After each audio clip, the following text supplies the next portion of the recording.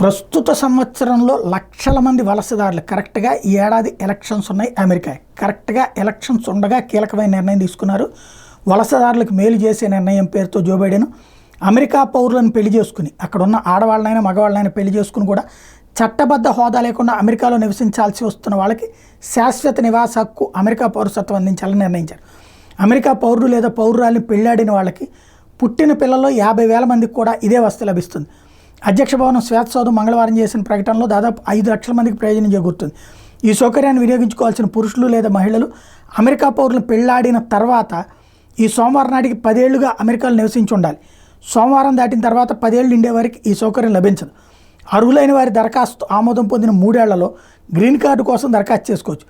వాళ్ళకి తాత్కాలిక పని పర్మిట్ లభిస్తుంది. ఈ 3 ఏళ్లలో వాళ్ళని స్వదేశాలకు తిప్పి పంపరు. అమెరికా పౌరులను పెళ్లాడినా ఆ దేశ పౌరసత్వం లభించని వారు 11 లక్షల మంది వరకు ఉంటారు. వీళ్ళలో అర్హులైన వారికి పౌరసత్వం లభించబోతుంది. తద్వారా కొత్త ఓటర్లను తయారు చేసుకున్నట్టు కనబడుతుంది.